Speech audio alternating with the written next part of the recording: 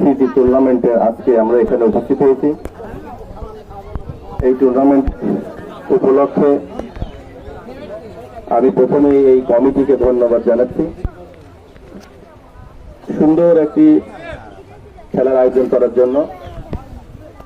আর আজকে যে দুইটা দল খেললো, দুটো দলই অনেক সুন্দর খেলেছে। একটি দল 4টি গোল দিয়েছে, আর একটি দল একটিও দিতে পারেনি। খেলাতে হার জিত থাকবে, এটাই স্বাভাবিক। কিন্তু আমার মনে হলো যে একটা গোল যখনই একটা পক্ষ ছিল, তাদের মনটা ভেঙে গেল। এটা কিন্তু ঠিক না।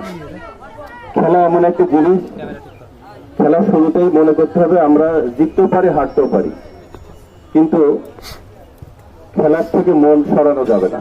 খেলে যেতে হবে, শেষ পর্যন্ত খেলে যেতে হবে। কারণ আমরা যে খেলি, এই খেলা একটি উদ্দেশ্য আছে। উদ্দেশ্যটা কি? মানুষ যখন খেলাধুলা করে, ব্যায়াম করে, এক্সারসাইজ করে, তখন কিন্তু সে সুস্থ হয়।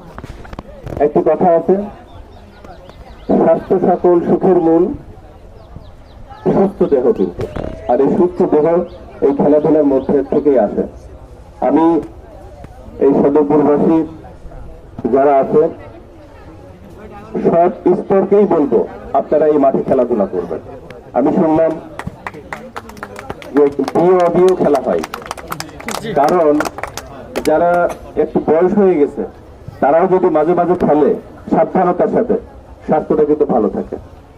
আর আরেকটা জিনিস আমি দেখছি, ছোট বড় সবার হাতে মোবাইল।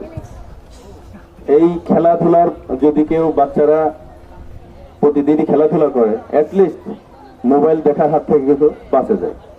মোবাইল এমন একটি জিনিস, এটা যতটুকু উপকার আছে ততটুকু অপকারিতাই বেশি কিন্তু। কারণ এখন অ্যান্ড্রয়েড মোবাইল তো, একের পর এক টিকটক আসতেই থাকে। খাওয়ার কথা মনে থাকে না, ঘুমের কথা মনে থাকে না, পড়াশোনার কথা মনে থাকে না। বিশেষ করে আমার সামনে যারা তোমরা এই ছাত্র ভাইরা আছো, তোমরা পারতপক্ষে যতটুকু পারো না দেখলেই না, মোবাইল থেকে দূরে থাকো, এই খেলার মাঠে খেলো। কারণ আমি কিছুদিন আগে ওই পারে একটা খেলার উদ্বোধন করতে গিয়েছিলাম আমাদের হাইদের বাড়ির পাশে।